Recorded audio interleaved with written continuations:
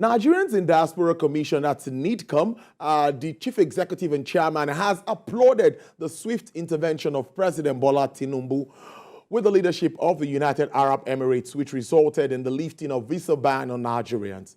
The chairman and CEO of the commission, Mrs. Abike Dabiri-Erewa, in a statement said the landmark achievement is a unique diplomat and CEO of Nigerians in Diaspora Commission, Mrs. Abike Dabiri-Erewa. Thank you so much. It's good to have you on the program. Good afternoon. Thank you very much. Good afternoon.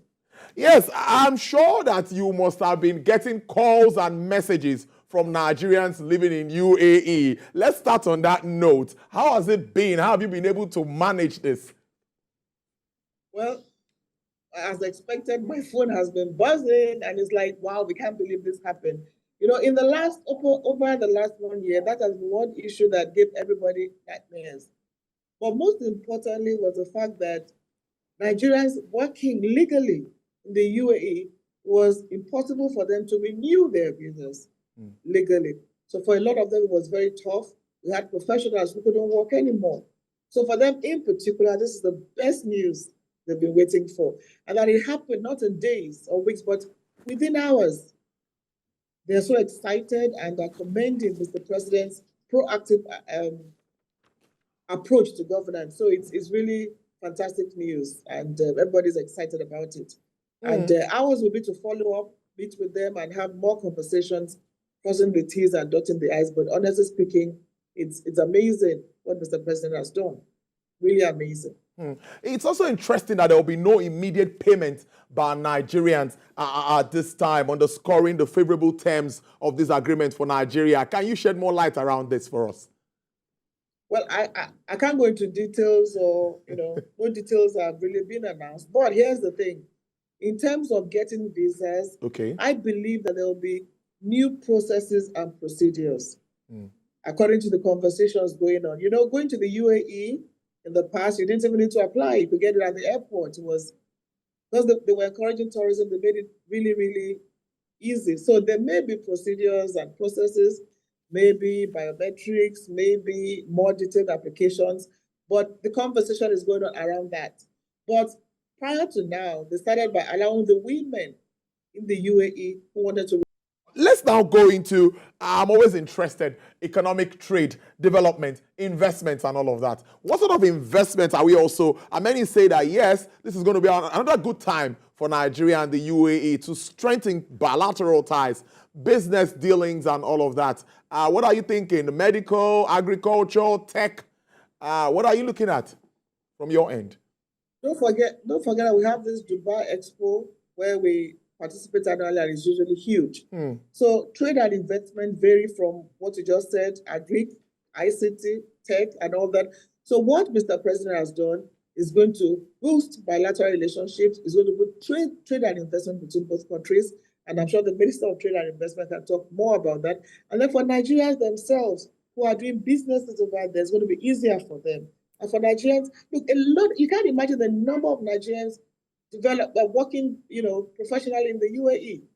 Some of their best doctors, engineers, technocrats are Nigerians. So it can really make the relationship even better. So we hope for deepening of bilateral relationships between both countries, deepening of trade, and most importantly, deepening of relationships between both communities, the Nigerians and the Emiratis. That's the idea. Let's continue to grow stronger and better. We see this bold step by President Bola Tinubu, selling the brand Nigeria, which of course has a lot to do with your office. What do you think about that moving forward, not even restricting it to UAE now? What more are you looking at with regards to strengthening?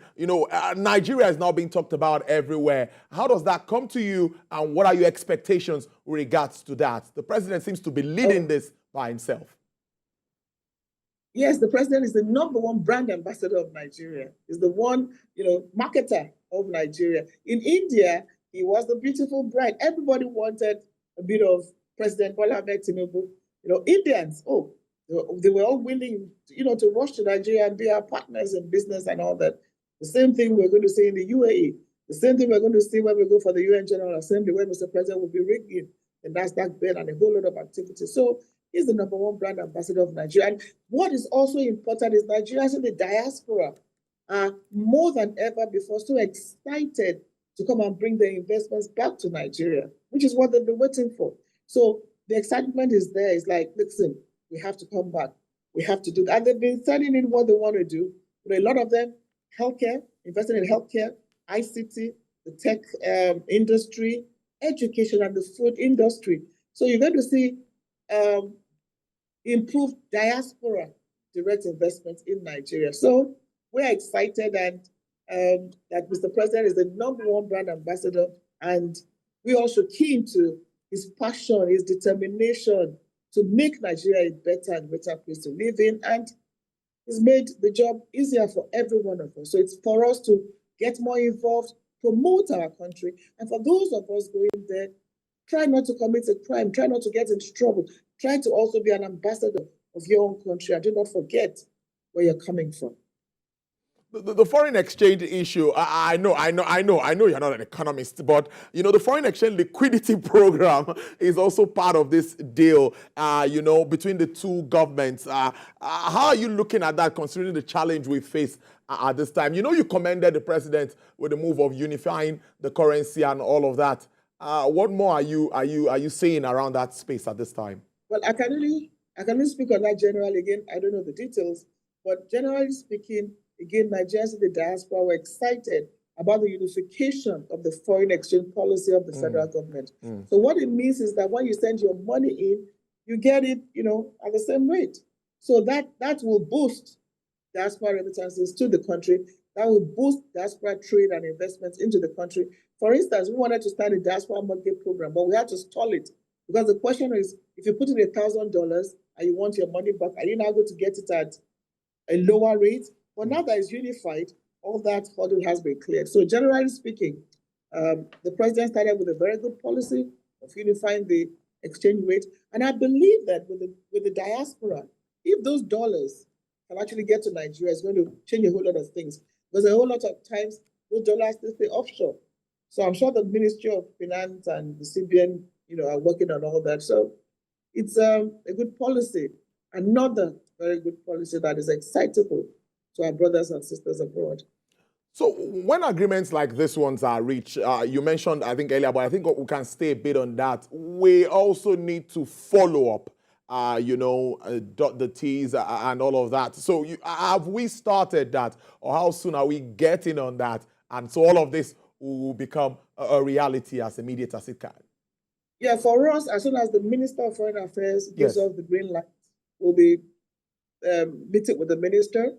As soon as the minister gives us the green light, we will go to the UAE to meet our people there and have further conversations. We've been doing that. We did 7 of that over the last 1 year.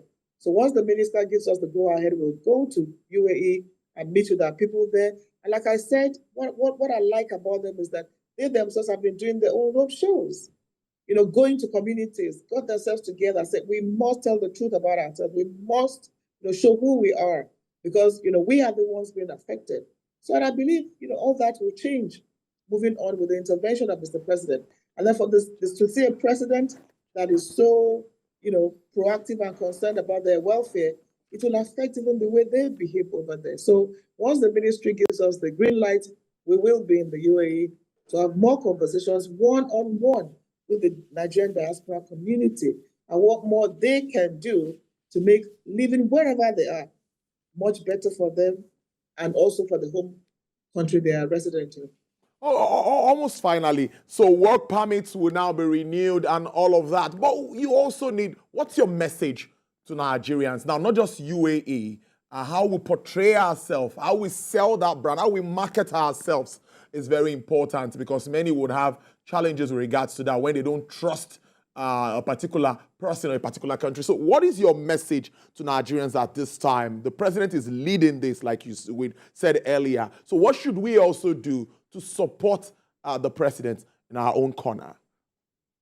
Well, let's follow the leadership that has been set by Mr. President. It didn't take him days to resolve this lingering problem.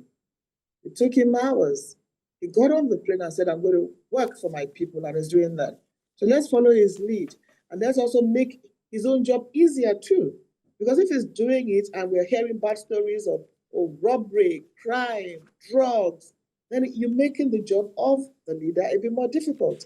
But the good thing is that those bad stories are just a tiny portion of Nigerians that are doing great things all over the world. Now, what I tell Nigerians is, don't allow anybody to generalize or criminalize you. I'm not going to allow you to criminalize me and say because one person did this, then I am that way too. No. But you see, as Mr. President always says, we are our ambassadors of this great country. So let's follow his lead, be good ambassadors, do the right things, and ensure that we put our country first in everything that we do, whether in the UAE, whether in India, whether in Paris, wherever we find ourselves, anywhere in the world. I think that is the message. And you know what?